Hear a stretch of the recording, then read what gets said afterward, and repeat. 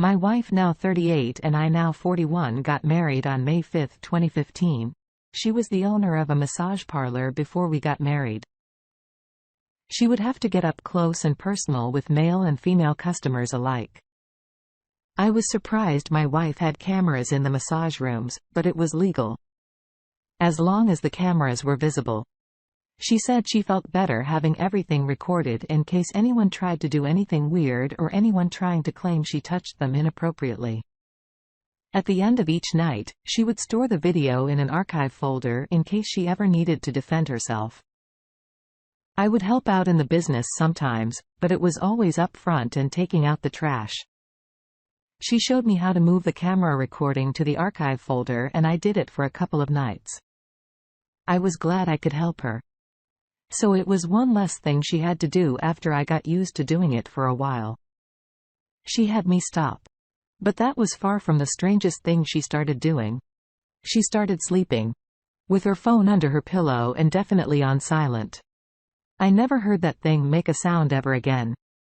I wondered how she knew when someone tried to reach her business, but she probably knew because she was always looking at her phone, unless she was giving a massage. She also tried to give me reasons why she didn't need me to work, or better yet, why I didn't want to work. I started to feel pretty hurt and actually asked her why she was pushing me away. She was really surprised. I even noticed her treating me differently. Maybe her judgment was cloudy due to a fair fog. This is when I really started wondering if something was going on.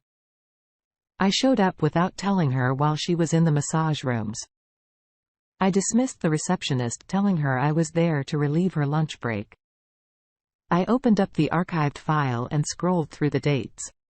There were 2 dates within the past 3 weeks that weren't there. I scrolled back as far as the prior year, and the only 2 dates that were missing were within the past 3 weeks. So it was very unusual that any dates would be missing, and the fact that they were recent made me think I was catching on to something I wasn't sure what to do. So I actually called my wife's stepbrother. We were closer than people might think. We hung out together at least 4 nights a week, sometimes staying up until 3 in the morning filming ghost hunting videos. I confessed to him what was going on. And it was hard. I had to make him promise not to tell my wife and really honestly give me his best advice, and that was to leave her. He jumped to that decision awfully fast. I asked him why he thought that so easily. And he told me that my wife had cheated on every single man she ever dated. I said a curse word when I heard him tell me that he said he never told me because he thought every person deserves a chance to start over new. I really wish I would have asked him early on about his sister's past. Maybe he would have told me if I asked, but I wouldn't know now. So I decided to confront her about it to see what she had to say, but be prepared to divorce because something was definitely up. I waited until she was done working one day and we were almost done with dinner. She almost choked on her last bite. When I asked point blank if she was cheating on me, she immediately turned red and asked why. I thought that I told her it was because she deleted 2 security videos. She looked confused, but it was definitely acting. I knew my wife for 10 years at this point. I wasn't stupid. I asked her if I could see her phone, and that was not what she wanted to hear. She was in the middle of telling me she didn't have time to cheat. But that's not what I asked. I knew she was working while she cheated. Probably with the same customer. Both times. That's a close visit for any regular customer. I was trying not to give this information too fast, but I couldn't resist. So I told her I checked the financial logs too. This was a little more foreign to me. But I thought the number of customers she had on the mystery days didn't really match how much money she made. So one of the customers she had logged on those days was probably her AP.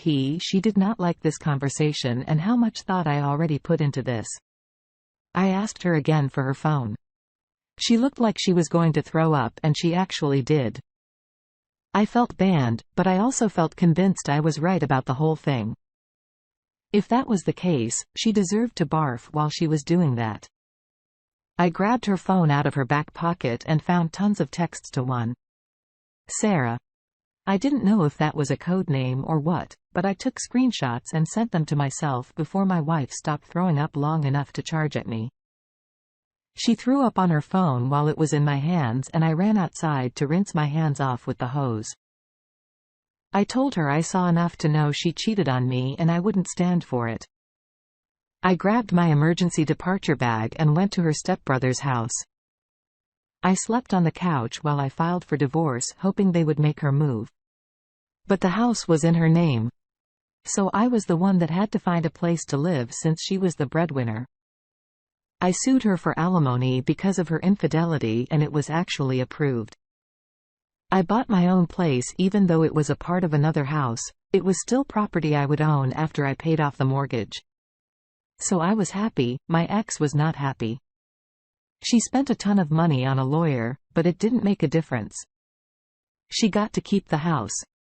So I thought she should be happy once word got out about this. I'm not sure how it did. Her business lost a lot of customers. I didn't go around telling people, but karma took place anyway.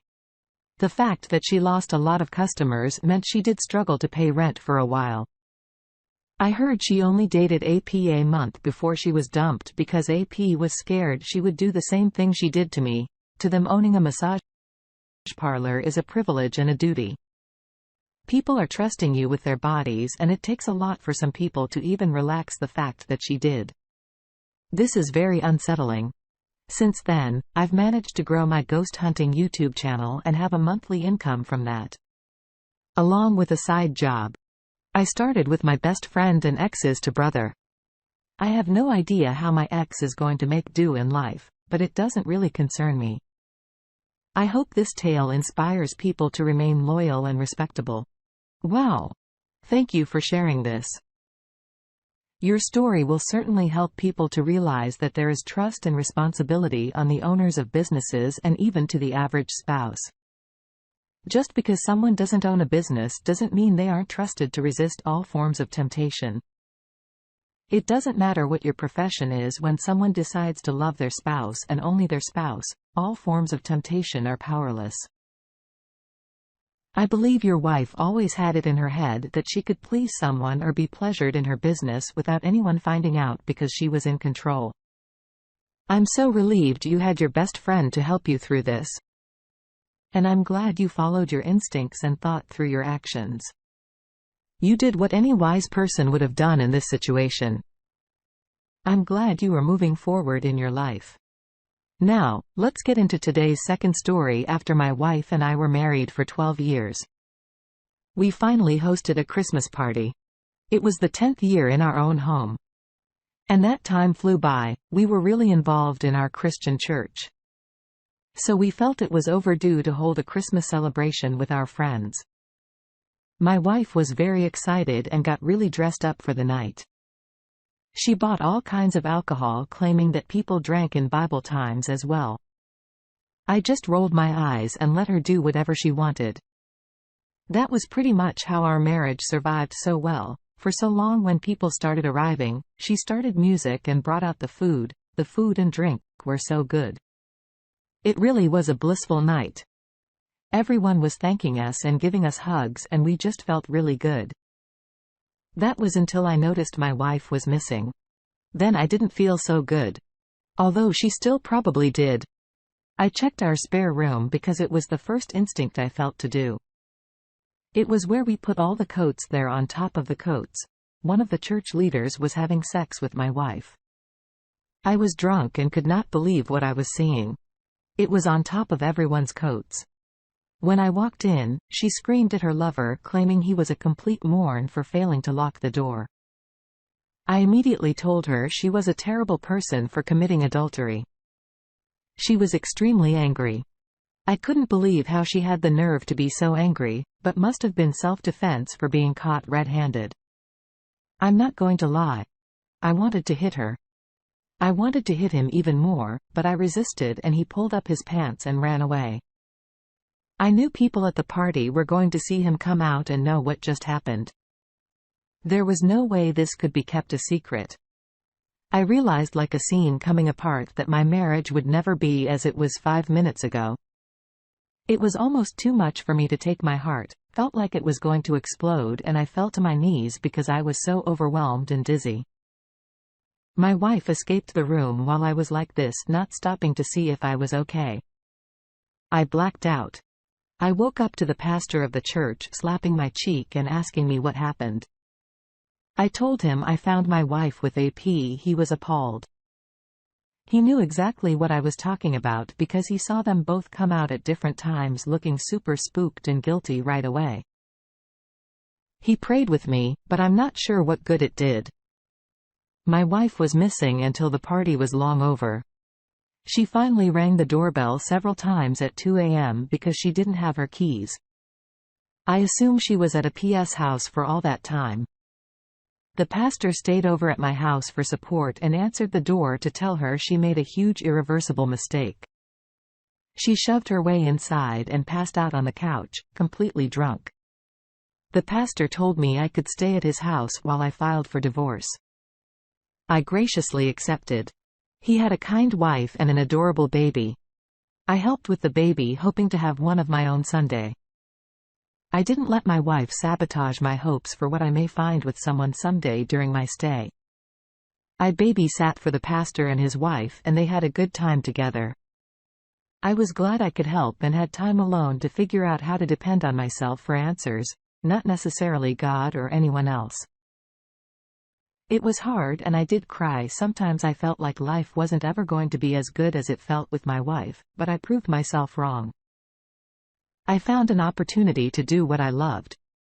After the divorce was final, my wife chose not to return to our church, and I believe she lost her faith in the consequences of her actions. She became homeless and couldn't depend on AP because he had trouble paying his bills after he was cut from the church staff. I moved to a different part of the countryside. It was easy for me to do it because I saved up money without my wife knowing. I don't recommend saving money behind your spouse's back, but maybe just keep it in your name only.